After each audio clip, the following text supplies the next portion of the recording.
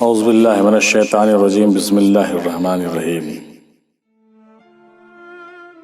کلمہ طیب کے ترجمے میں حضرت صوفی افتخار الحق رحمۃ اللہ علیہ لکھتے ہیں کہ شریعت میں کوئی معبود نہیں مگر اللہ، طریقت میں کوئی مقصود نہیں مگر اللہ، اور حقیقت میں کوئی موجود نہیں مگر اللہ۔ شریعت میں کوئی معبود نہیں مگر اللہ، طریقت میں کوئی مقصود نہیں مگر اللہ، اور حقیقت میں کوئی موجود نہیں مگر اللہ۔ لا معبود الا اللہ، لا مقصود الا اللہ، لا موجود الا اللہ۔ اپنی صورت کو اپنے شیخ اکمل و مکمل کی صورت سے مشابہ و مماثل کرنے کی کوشش کر، بشرطے کہ تیرے شیخ کی صورت خلاف صورت رسول نہ ہو۔ اپنی صورت کو اپنے پیر کی صورت کے طرح کرنے کی کوشش کرنی چاہیے۔ شرط یہی ہے کہ پیر کی صورت رسول اللہ کی صورت کے خلاف نہیں ہو۔ آپ لکھتے ہیں کہ ہمارے یہاں 10 شغل ہیں، اگر کوئی اس کو سمجھ کر عمل کرے، چلے کے ساتھ کر لے تو توحید حقیقی حاصل ہو جاتی ہے۔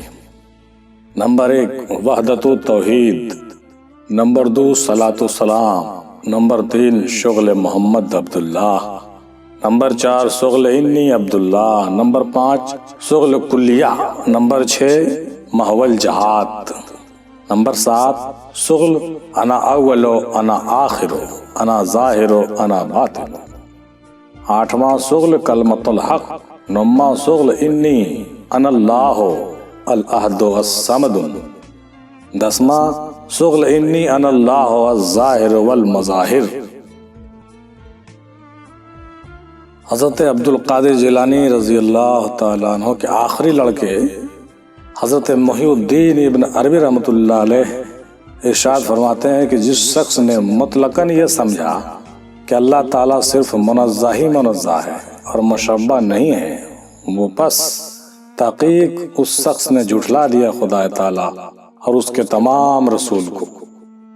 یہ کون فرماتے ہیں؟ حضرت محی الدین ابن عربی، جو بڑے پیر دستگیر کے چھوٹے صاحبزادے ہوئے، کہتے ہیں کہ جس شخص نے مطلقاً یعنی بالکل یہ سمجھا کہ اللہ صرف منزہ ہی منزہ ہے، مطلب پاک ہی پاک ہے، بے صورت والا ہی بے صورت والا ہے، اور وہ مشبہ نہیں ہے، مطلب اس کی کوئی شبیہ اور اس کی کوئی صورت نہیں ہے، بس اس شخص نے جھٹلا دیا خدا تعالیٰ اور رسول کو، یعنی صرف پاک و صاف اور بے صورتی والا سمجھنے والا غلط ہے۔ اے محقق، اگر تو کہتا ہے کہ وہ منزہ مطلق ہے تو تو نے اس کو تنزیہ میں قید کر دیا، اور اگر تو کہتا ہے کہ مشبہ مطلق ہے تو تو نے اسے تشبیہ میں محدود کر دیا، اور اگر تو کہتا ہے کہ نہ وہ تنزیہ میں قید ہے اور نہ تشبیہ میں محدود ہے تو بے شک تو معارف الہیہ کو سمجھنے والا ہے اور سمجھنے والوں کا سردار ہے۔ یہ بات فصوح الحق میں حضرت ابن عربی رحمۃ اللہ علیہ لکھتے ہیں، اور کتاب رشد رشید حقیقی میں صفحہ نمبر 31 پر یہ درج ہے۔ دادا افتخار الحق صاحب رحمۃ اللہ علیہ نے سالکوں کے لیے ایک بہترین دعا نقل کیا ہے جو کہ موت سے پہلے مرنے کے لیے سود مند ہے۔ اللہم امتنا قبل الموتنا و بارک لنا فی الموت و فی ما بعد الموت، اللہم امتنا قبل الموتنا و بارک لنا فی الموت و فی ما بعد الموت، یعنی اے اللہ مار ڈال تو ہم کو موت سے پہلے، اور مبارک گردان ہمارے لیے وہ موت، اور اس کو جو عطا کرے تو ہمیں اس موت کے بعد جو عطا کرے اس میں بھی برکت فرما۔ کلام پاک میں اللہ تعالیٰ ارشاد فرماتے ہیں کہ یا ایھا الذین آمنوا اطیعوا اللہ واطیعوا الرسول واولی الامر منکم، یعنی اے ایمان والو اطاعت کرو اللہ کی اور رسول صلی اللہ علیہ وسلم کی اور ان کی جو کہ سمجھے گئے ہیں امت محمدیہ میں صاحب امر و الہام۔ ایمان والو اطاعت کرو اللہ رسول کی اور ان کی بھی جو صاحب امر و الہام ہے، مراد یعنی اولیاء اکرام۔ ترجمہ میں خلاصہ آج حضرت افتخار صاحب رحمۃ اللہ علیہ، یہ رشد رشید حقیقی میں صفحہ نمبر 74 پر جو ہے اس کی تشریح وضاحت کیا جاتا ہے۔ حدیث شریف میں ہے کہ من رانی فقط رانی فإنی اظہر فی کل صورت، یعنی جس نے مجھ کو دیکھا اور جس دور زمانے میں دیکھا اس نے تحقیق مجھی کو دیکھا۔ لعن الشیطان لا یتمشل علی صورتی، یعنی کیونکہ شیطان میری صورت بدل کر نہیں کھڑا ہو سکتا۔ بس ہر زمانے میں آپ کا صحابی موجود ہے، مگر وہ کہ جو ہر وقت مشاہدہ میں مشتغرق ہو، جو صحابی مشاہدہ میں مشتغرق ہو۔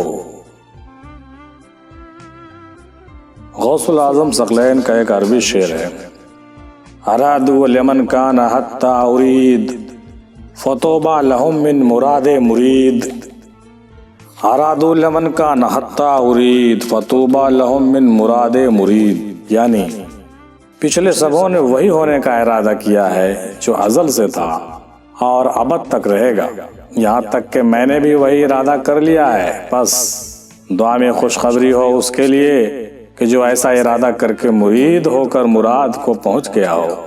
صفحہ نمبر 81 پر تھا۔ رشد رشید حقیقی میں حضرت افتخار شاہ رحمۃ اللہ علیہ لکھتے ہیں کہ یہ اسماء اذکار کشف کے لیے سود مند ہے، مطلب یہ اگر کوئی ذکر کرے تو اس کو کشف ہونا شروع ہو جاتا ہے۔ نمبر 1 اسم اللہ ہو، نمبر 2 اسم رحمان ہو، نمبر 3 اسم رب ہو، نمبر 4 اسم نور ہو، نمبر 5 اسم حی ہو، نمبر 6 اسم قیوم، نمبر 7 اسم سمیع ہو، نمبر 8 اسم بصیر ہو، نمبر 9 علیم ہو، قدیر ہو، مرید، متکلم، نفس، روح، نفس النفس، روح الروح، نور النور، یہ 17 طرح کے اسم کا اذکار کرنے سے آدمی کشف پا سکتا ہے۔ آپ کے ہاں یہ درود بھی بے شمار بہت عظمت اور برتری والا مانا جاتا ہے۔ اللہم صلی علی محمد وعلی آل محمد بعدد کل معلوم لکا، اللہم صلی علی محمد وعلی آل محمد بعدد کل معلوم لکا، افتخاریہ سلسلہ کا بنایا ہوا درود ہے۔ حضرت مخدوم شرف الدین یحییٰ منیری رحمۃ اللہ علیہ ارشاد فرماتے ہیں کہ جب محبت کا شہباز عزت کے گھونسلے سے اڑا تو عرش پر پہنچا، وہاں بزرگی دیکھی، اس کو چھوڑ کر کرسی کے مقام پر پہنچا، یہاں وسعت دیکھی، اس کو بھی چھوڑا اور آسمان پر پہنچا، بلندی دیکھی، اس کو بھی چھوڑا اور زمین پر پہنچا، یہاں محنت و مشقت دیکھی، بس یہیں پر ٹھہر گیا۔ لوگوں نے کہا بڑی تعجب ہے کہ تم نے یہ کیا کیا؟ اس نے کہا کہ میں محبت ہوں اور یہ محنت ہے مجھ میں، اور اس میں ظاہری تمیز صرف نیچے اوپر کے نقطے کی ہے۔ مکتوبات صدی کے صفحہ نمبر 338 پر حضرت مخدوم شرف الدین بہاری 50واں خط میں یہ بات لکھتے ہیں۔ خواجہ بایزید بستامی رحمۃ اللہ علیہ سے لوگوں نے پوچھا کہ خدا تک پہنچنے کا کون سا راستہ ہے؟ تو آپ نے جواب دیا کہ جب تم راستے سے غائب ہو جاؤ، آپ نے جواب دیا کہ جب تم راستے سے غائب ہو جاؤ تو خدا تک پہنچ جاؤ گے، یعنی راستے کا دیکھنے والا خدا کا دیکھنے والا نہیں ہو سکتا۔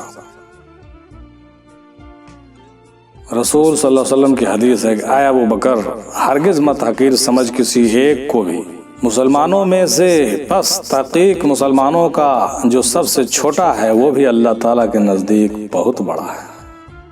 یہ حضرت ابو بکر سے روایت والی حدیث تھی جس کو بابا افتخار شاہ نے صفحہ نمبر 83 پر لکھا ہے رشد رشید حقیقی۔ حضرت مولانا روم رحمۃ اللہ علیہ کا قول ہے، اسی کتاب سے نقل کیا گیا ہے، افتخار شاہ نے نقل کیا صفحہ نمبر 80 پر رشد رشید حقیقی میں کہ چون کنی تو ذات مرشد را قبول، ہم خدا یابی و ہم یابی رسول، یعنی جب تو نے ذات مرشد حقیقی کو بالفاظ رحم دل میں لے لیا، خدا اور اس کے رسول دونوں کو پا لیا۔ حامل سر حقیقت و معرفت و عشق کی امانت سے معمول، یعنی حاملہ ہو جائے گا، بقول محاورہ کے نئی دلہن کا پیر بھاری ہو جائے گا، یہ ایک محاورہ ہے۔ حضرت شیخ فرید الدین عطار رحمۃ اللہ علیہ کا قول گرامی ہے کہ پس وضوء چشت صاف کردن دل، لوح دل را بشتن از اغیار، پس وضوئے چیست صاف کردن دل، لوح دل را بشتن از اغیار، یعنی وضوء حقیقی کا دل کا دھو لینا تعیضات و خیالات میں غیر اللہ سے، یعنی وضوء حقیقی دل کا دھو لینا، یعنی وضوء حقیقی سے اپنے دل کو دھو لینا اور خیالات غیر اللہ سے پاک کرنا، یہ معنی رکھتا ہے۔ حضرت صوفی افتخار الحق صاحب لکھتے ہیں کہ شریعت میں سجدہ جھکنے کو کہتے ہیں، طریقت میں سجدہ مٹنے کو کہتے ہیں، اور حقیقت میں سجدہ بدل جانے کو کہتے ہیں، اور معرفت میں سجدہ حقیقت کی بھی حقیقت پا جانے کو کہتے ہیں۔ صفحہ نمبر 59 پر اس درشید حقیقی میں شریعت میں سجدہ جھکنے کا نام ہے، طریقت میں سجدہ مٹنے کا نام ہے، حقیقت میں سجدہ بدل جانے کا نام ہے، اور معرفت میں سجدہ حقیقت کے حقیقت کو پا جانے کا نام ہے۔ مولانا روم رحمۃ اللہ علیہ کہتے ہیں، اسی موضوع پر تفصیل سے نقل کیا گیا کہ کم کسی ذا ابدال حق آگاہ شد، زین سبب یک عالم گمراہ شد، یعنی کہ ایسے بہت ہی کم لوگ ہیں کہ جو اپنے ناحق ہونے کو حق سے بدل لیا کرتے ہیں۔ کم لوگ ایسے ہیں جو اپنے ناحق ہونے کو حق سے بدل لیا کرتے ہیں، اور ایسا نہ ہونے کی وجہ سے ایک عالم ہے کہ گمراہ ہے۔ مطلب بہت سے کم لوگ ایسے ہیں جو اپنے ناحق ہونے کو حق سے بدلنا چاہتے ہیں، من حق سے اپنے ناحق ہونے کو نہیں بدلتے ہیں۔ حضرت سید احمد کبیر رفاعی رحمۃ اللہ علیہ فرماتے ہیں کہ العشق نار یرق ما سوائی المحبوب، یعنی عشق ایک آگ ہے جو عاشق میں شعلہ زن ہو کر معشوق کے سوا اور غیر کو جلا کر خاک اور نیست کر دیتی۔ مولانا روم فرماتے ہیں کار پاکاں روشنی وہ گرمی است، کار دونا غیلا وہ بے شرمی است، یعنی پاکوں کا کام روشنی بخشنا اور گرم کر دینا ہے ہستی کو، اور کمینوں کا کام دھوکہ دینا اور بے شرمی اور بے حیائی ہوتا ہے۔ اور کیا؟ کار پاکاں روشنی وہ گرمی است، کار دونا ہیلا وہ بے شرمی است، میں نے کمینہ کو دونا کہا گیا فارسی میں، دونا۔ حضرت مخدوم شرف الدین یحییٰ منیری رحمۃ اللہ علیہ فرماتے ہیں کہ اگر تمہارے دل میں ذرا بھی اس کی خواہش ہو کہ لوگ تمہاری آب و بھگت کریں اور دنیا والوں کی آنکھ میں تمہارا اعجاز اور مرتبہ بڑھنے لگے، تو سمجھ لو کہ راہ کھوئی گئی ہے۔ صفحہ نمبر 341 مکتوبات ارشدی۔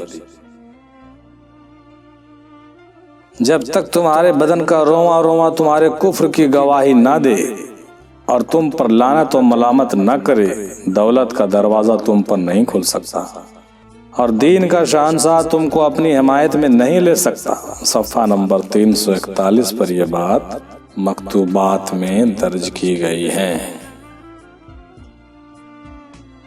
حضرت خواجہ واسطی رحمۃ اللہ علیہ کہتے ہیں کہ سبھی آسمان والوں میں تسبیح و تحلیل ہے مگر دل نہیں ہے، اور دل وہ ہے جو حضرت آدم علیہ السلام اور ان کے اولاد کے سوا کسی کو نہیں دیا گیا۔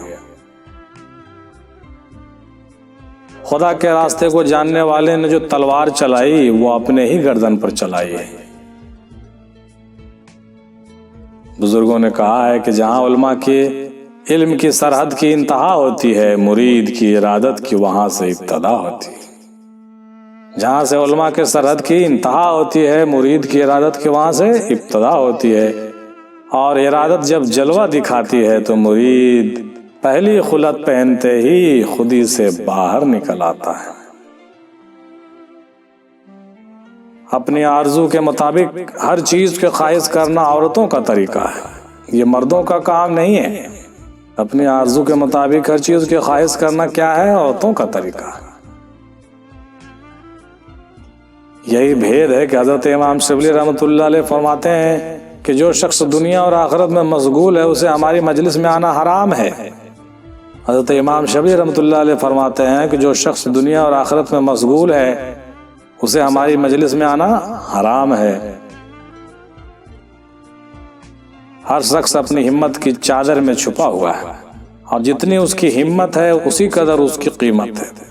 ہر چیز کی قیمت ہی اس کا محبوب ہے، یعنی اس کا قیمت اس چیز سے پہچانا جاتا ہے کہ اس کا محبوب شے کیا ہے۔ صفحہ نمبر 348 مکتوبات صدی۔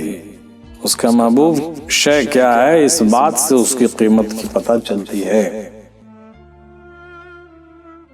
اونچی ہمت والا مرید پہلا قدم جو رکھتا ہے وہ زمین پر نہیں بلکہ اپنی جان پر رکھتا ہے، اور تلوار کا پہلا وار جو کرتا ہے اپنی ہی جان پر کرتا ہے، کسی کافر پر نہیں کرتا۔ انی فی قلب عبدی المؤمن التقی النقی، یعنی میں پاک اور پرہیزگار اور مومنوں کے دل میں ہوں۔ یہ مقولہ جو ہے اللہ تعالیٰ کا نقل کرتے ہیں مکتوبات صدی میں 353 صفحے پر بابا۔ انی فی قلب عبدی المؤمن التقی والنقی، یعنی میں پاک اور پرہیزگار مومنوں کے دل میں ہوں، یعنی میں تقی کے دل میں ہوں اور میں نقی کے دل میں ہوں جو کہ مومن ہے۔ اے بھائی، اس کے طالب کو رد اور قبول سے کیا کام؟ مقبولیت کی عزت چاہنے والے کے مطلب یہ ہے کہ اپنے کو قبول کے قابل سمجھا، اپنے کو قبول ہونے کے قابل سمجھا، اور یہ عاشقوں کے مذہب میں معیوب ہے، مطلب ہے والی بات ہے۔ اے بھائی، اس کو طالب کی رد اور قبول سے کیا کام ہے؟ مقبولیت کی عزت چاہنے والے کو مطلب یہ ہے، یعنی یہ کوئی چاہتا ہو کہ میں مقبول بارگاہ ہو جاؤں تو اپنے کو قبول کے قابل وہ سمجھ رہا ہے، یہ عاشقوں کے مذہب میں معیوب ہے، یعنی عاشق ایسا نہیں چاہے گا، عاشق کبھی نہیں چاہے گا کہ میں مقبول ہو جاؤں، یہ بھی ایک پرکار کا چاہنا ہے، ایک طرح کی خواہش ہے۔ مزید اشعار میں کہتے ہیں کہ اگر قبول کر لے تو اس کی مہربانی ہے، اور نہ کرے تو اپنی بدقسمتی ہے۔ صفحہ نمبر 357 مکتوبات صدی۔ فی البدایۃ النطق فی النطق وفی النہایۃ فی سکوت، یعنی ابتدا میں تو گفتگو ہی گفتگو ہے اور انتہا میں خاموشی ہی خاموشی ہے۔ فی البدایۃ النطق فی النطق وفی النہایۃ فی سکوت، یعنی ابتدا میں تو گفتگو ہی گفتگو ہے اور انتہا میں خاموشی ہی خاموشی ہے۔ یعنی سالک شروع میں گفتگو کرتا ہے، شروع میں بات چیت بہت کرتا ہے، لیکن انتہا میں خاموشی اختیار کر لیتا ہے۔ صفحہ نمبر 360۔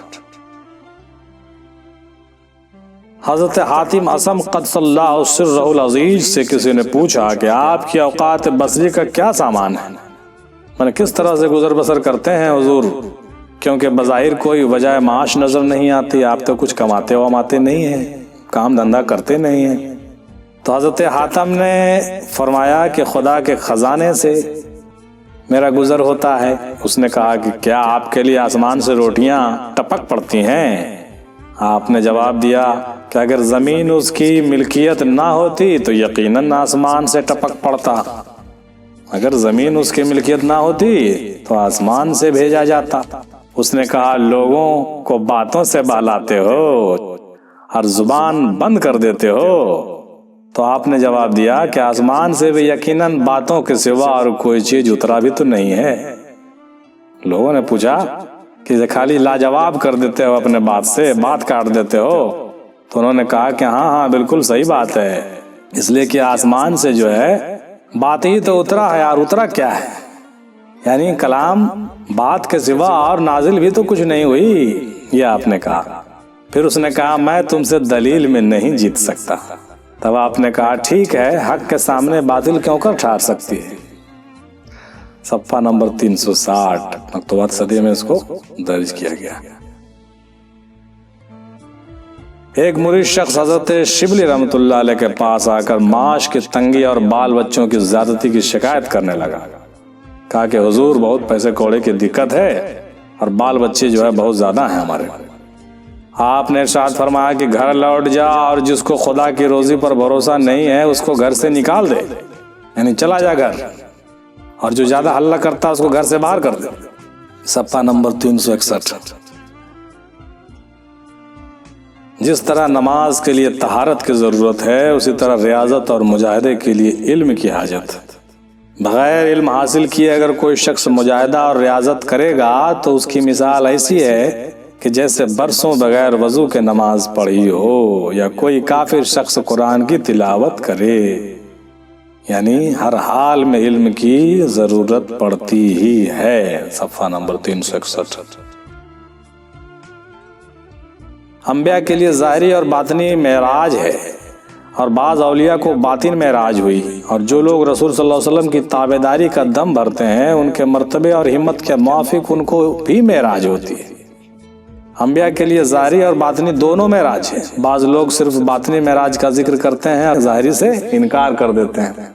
اس کے بارے میں حضرت مخدوم صرف الدین بیاری رحمۃ اللہ علیہ نے صفحہ نمبر 336 پر بہت اچھے سے وضاحت فرمایا کہ انبیاء کے لیے ظاہری اور باطنی دونوں معراج ہیں، خاص طور سے رسول صلی اللہ علیہ وسلم کے لیے، اور بعض اولیاء کو باطنی معراج ہوتی ہے، اور جو لوگ رسول صلی اللہ کے تابعدار ہیں کا دم بھرنے والے ہیں ان کے مرتبے اور ان کے ہمت کے موافق، یعنی ان کی جیسی صلاحیت اور ان کی پہنچ ہوتی ہے، ان کو بھی معراج ہوتی ہے۔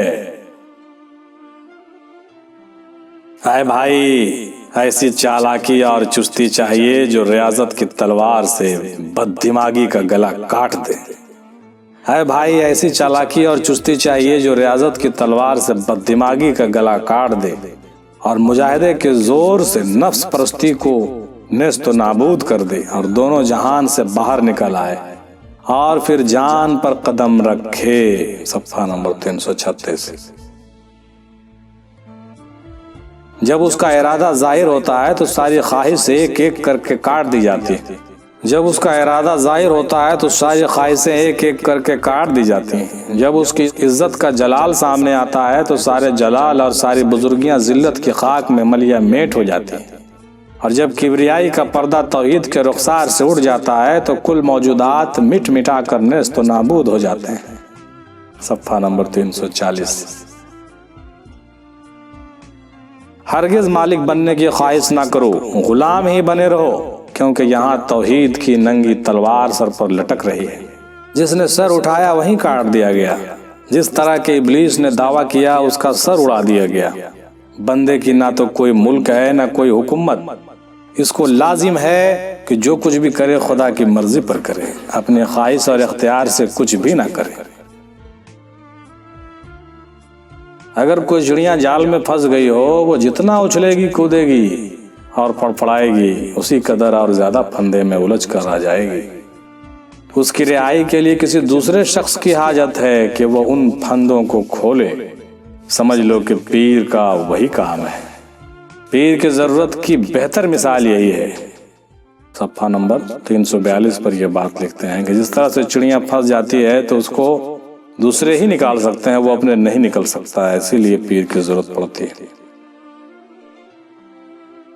حضرت مخدوم شرف الدین یمنی رحمۃ اللہ علیہ لکھتے ہیں کہ برسوں کی ریاضت اور مجاہدے سے وہ باتیں حاصل نہیں ہو سکتی جو فائدے ان بزرگوں کی ایک دن کی صحبت پہنچا دیتی ہے۔ برسوں کی ریاضت اور مجاہدے سے وہ باتیں حاصل نہیں ہو سکتی جو فائدے ان بزرگوں کے ایک دن کی صحبت پہنچا دیتی ہے۔ صفحہ نمبر 363 مکتوبات صدی میں یہ بات موجود ہے، یعنی ان بزرگوں کی ایک دن کی صحبت بہت کافی ہوتی ہے، لہذا بزرگوں کو صحبت کرنی چاہیے۔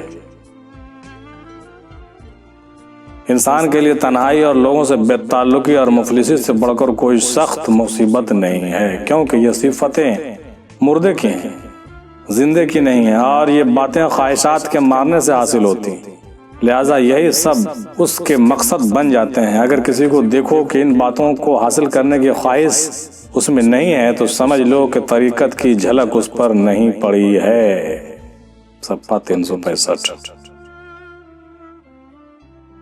اے بھائی، محققوں کا کہنا ہے، یعنی تحقیق کرنے والے بزرگوں کا کہنا ہے کہ اسی جہان کو پہچاننے میں لوگوں نے غفلت کی ہے۔ اگر اس سرائے کا ایک ذرہ بھی اپنے پیدا ہونے کا بھید تم پر کھول دے اور تم سے محبت کرنے لگے تو تمہاری نظروں میں اس قدر پیار اور بزرگی ہو کہ آٹھوں بہشت تمہاری غلامی کرنے لگے۔ محققوں کا کہنا ہے کہ اس جہان کو پہچاننے میں لوگوں نے غفلت کی ہے۔ کہ اگر اس سرائے کا ایک ذرہ بھی یعنی اس دنیا کا ایک ذرہ بھی اپنے پیدا ہونے کا بید تم پر کھول دے اور تم سے محبت کرنے لگے تو تمہاری نظروں میں اس قدر پیار اور بزرگی ہو کہ آٹھوں بہشت تمہاری غلامی کرنے لگے۔ صفحہ 376۔ کل قیامت کے دن ان صدیقوں یعنی ولیوں کا ایک ایک رواں مرتبے میں 1000 عالم کے برابر ہوگا، یعنی اولیاء اللہ کے مرتبوں کی بات بہت بلند ہوگی۔ صفحہ نمبر 378 پر یہ بات لکھتے ہیں کہ 1000 عالم کے برابر ان کے مرتبے ہوں گے۔ آپ لکھتے ہیں کہ عظیم کافر کے مارا در نہا دست، مسلمان در جہاں کم تر فتح دست، یعنی یہ نفس کافر جو ہماری فطرت میں موجود ہے، حقیقی مسلمان دنیا میں اس کی وجہ سے بہت کم پائے جاتے ہیں۔ یہ نفس کافر جو ہماری فطرت میں موجود ہے، حقیقی مسلمان دنیا میں اس کی وجہ سے بہت کم پائے جاتے ہیں، یعنی اس نفس کی وجہ سے ہی مسلمانیت کو نقصان ہوتا ہے۔ صفحہ نمبر 379۔ اے بھائی، جس نے تم کو فرشتوں سے سجدہ کرایا اور آسمان والے کو تمہارا دشمن بنا دیا، اس نے ایک بہت بڑا کام تمہارے سپرد کیا ہے۔ اے بھائی، جس نے تم کو فرشتوں سے سجدہ کرایا اور آسمان والے کو تمہارا دشمن بنا دیا تو اس نے ایک بہت بڑے کام کی ذمہ داری تمہارے اوپر دی ہے، اس کو سمجھو اور پہچانو۔ صفحہ نمبر 379۔ اے بھائی، انسان کا نفس آئینہ کی طرح ہے، جب اس کی تربیت ہوتی ہے تو اپنے کمال کے درجے پر پہنچ جاتا ہے اور انسانی صفت کے زنگ سے پاک و صاف ہو جاتا ہے اور خدا تعالیٰ کے جلال و جمال کا جلوہ اپنی ذات میں دیکھنے لگتا ہے۔ دوسرے لوگ جو برسوں کی عبادت اور ریاضت سے حاصل کرتے ہیں، سچے تفکر سے یعنی سچے غور و فکر سے تھوڑے ہی مدت میں حاصل ہو جاتے ہیں۔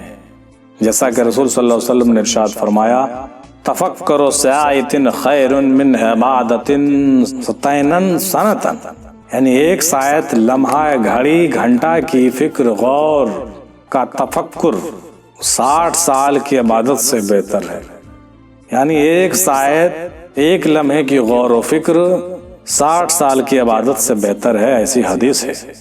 اور فکر کرنا در حقیقت دین اور مخلوقات کی حالتوں اور خداوند کی حکمت کے فائدوں میں غور و خوض کرنا ہے، اور یہی فکر 60 برس کے عمل کرنے کے برابر مانے گئے ہیں۔ غرض کے تفکر کا مقصد علم کی اور معرفت کا فائدہ حاصل کرنا ہے۔ جب علم اور معرفت دل کو حاصل ہو گئی، دل کی حالت بدل گئی، اور جب دل کی حالت بدلے گی تو عمل اور اعضاء کا کام بھی بدل جائے گا۔ صفحہ نمبر 387۔ حضرت ابو ذر رضی اللہ تعالیٰ عنہ دن رات گھر کے ایک کونے میں پڑے رہتے تھے۔ کون؟ حضرت ابو ذر غفاری ہوں گے یہ۔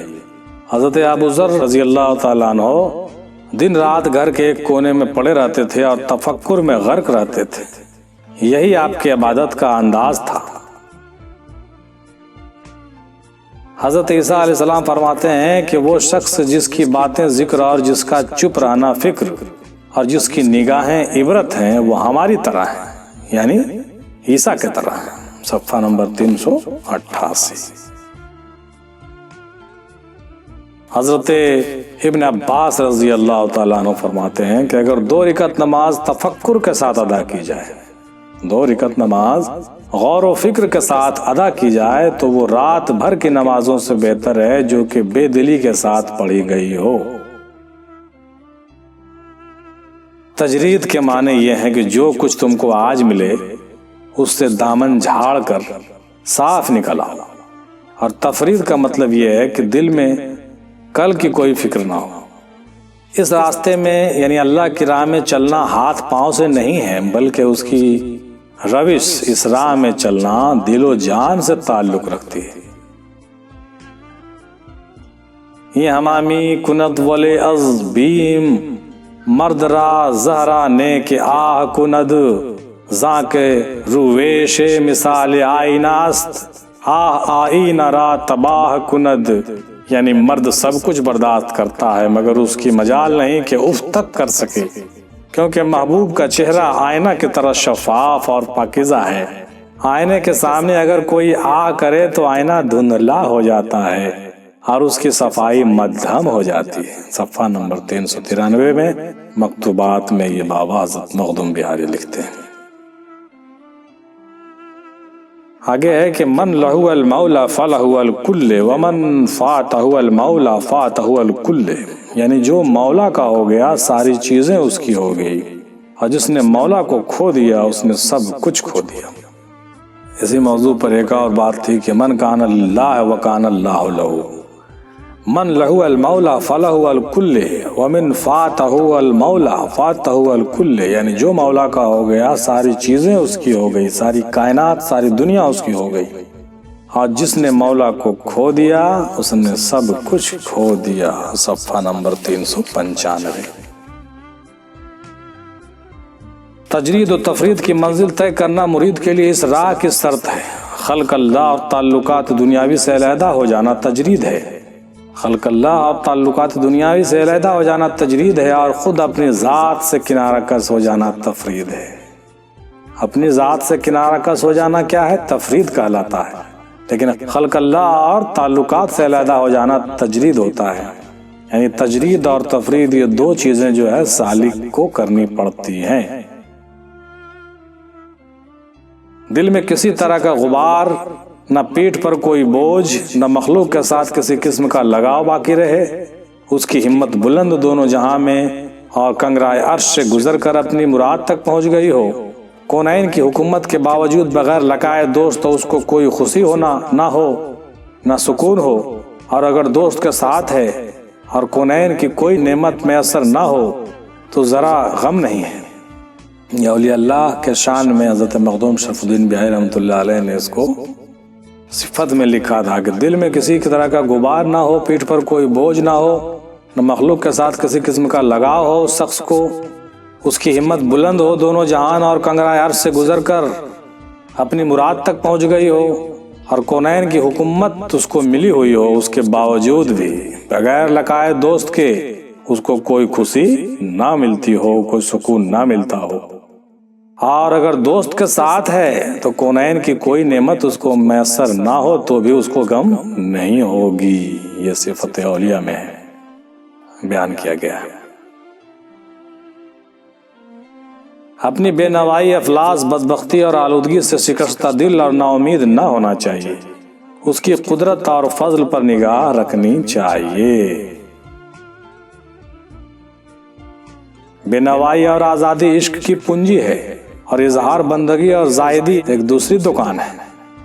بے نوائی اور آزادی عشق کی کیا ہے؟ پونجی ہے، اور اظہار بندگی اور زاہدی یعنی اپنی بندگی کا دکھاوا کرنا اور اپنے آپ کو پرہیزگار بتانا، یہ کیا ہے؟ ایک دکانداری ہے، یعنی دوسری دکان ہے، ایک بزنس ہے، کاروبار ہے۔ صفحہ نمبر 395۔ عشق باغ جوانی کی تازہ شراب ہے، اور عشق ہی ہمیشہ رہنے والے ملک کا سرمایہ ہے۔ اگر حضرت خضر کی طرح تم کو آب حیات کی جستجو ہے تو سمجھ لو کہ عشق ہی آب حیات کا سر چشمہ ہے۔ عشق باغ جوانی کی تازہ شراب ہے، اور عشق ہی ہمیشہ رہنے والے ملک کا سرمایہ ہے۔ اگر حضرت خضر علیہ السلام کی طرح تم کو آب حیات کی تلاش ہے بھائی، تو سمجھ لو کہ عشق ہی آب حیات کا سر چشمہ ہے۔ یعنی آب حیات جو ہے عشق کا ہی سر چشمہ ہے۔ آب حیات اس کے پینے سے زندگی ملتی ہے، اور ہمیشہ ہمیش کی زندگی ملتی ہے جو حضرت خضر علیہ السلام کو حاصل ہوئی تھی، یہ عشق ہی سے ممکن ہے۔ صفحہ نمبر 392 پر یہ بات مکتوبات صدی میں بابا حضرت مخدوم شرف الدین بہاری نے لکھا ہے۔ وآخر دعوانا الحمدللہ رب العالمین۔